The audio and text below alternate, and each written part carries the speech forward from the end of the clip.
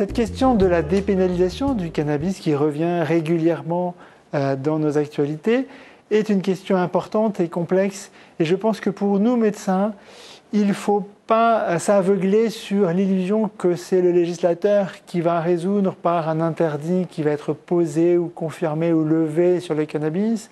Il faut que l'on garde, je crois, une position médicale, que le cannabis est un produit toxique, est un produit dangereux, en particulier dangereux pour les adolescents. De nombreux travaux scientifiques confirment à quel point le cannabis vient nuire au développement neurocognitif de l'adolescent, vient lui faire perdre des chances de ses capacités d'apprentissage. Et c'est un peu ce qu'il cherche. Quand il fume, il croit qu'il va du coup prendre de la distance, il croit qu'il prend de la hauteur parce qu'il part dans les nuages de sa fumée avec une impression qui peut être agréable, qui peut être euphorisante. Mais cette dissociation induite par le cannabis va le contraindre malgré lui à perdre une capacité d'un développement scolaire satisfaisant.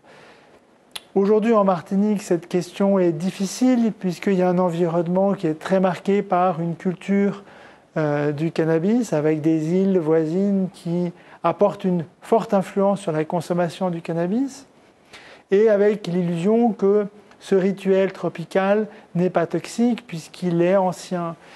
Et oui, il est ancien, mais il reste toxique. Pas de façon égale pour tout le monde. Il y a une vulnérabilité individuelle qui peut être différente. On va trouver des exemples de personnes qui ont consommé du cannabis et qui ont pu avoir un développement personnel et professionnel, mais sur les plus jeunes et sur les plus vulnérables, le risque est important. Le THC, tétrahydrocannabinol, est la substance active dans le THC et du fait notamment de l'exposition solaire est particulièrement élevée dans nos régions. Et donc, attention, même si certains médecins ont pu être tentés par des consommations de cannabis, même s'ils ont pu y trouver une satisfaction à un moment de leur vie, attention. C'est à nous, médecins, de savoir protéger les plus vulnérables, et j'insiste beaucoup, les adolescents, qui sont dans cette quête identitaire et dans laquelle le cannabis leur apporte cette illusion. Et il faut les aider, non pas sur un discours moralisant, mais sur un discours d'information, d'aide, pour qu'ils trouvent d'autres modalités pour s'identifier, pour se construire. Mais oui, mais la morphine aussi, ça existe. C'est pas pour autant que consommer de la morphine tous les jours, c'est pas un problème, quoi. La morphine peut être un médicament qu'on va donner dans des situations graves et on a progressé sur le traitement de la douleur et la morphine est un exemple d'un produit qui a pu être considéré et qui peut être utilisé et détourné vers un usage de stupéfiants et développer des addictions, mais il peut avoir une indication médicale aussi.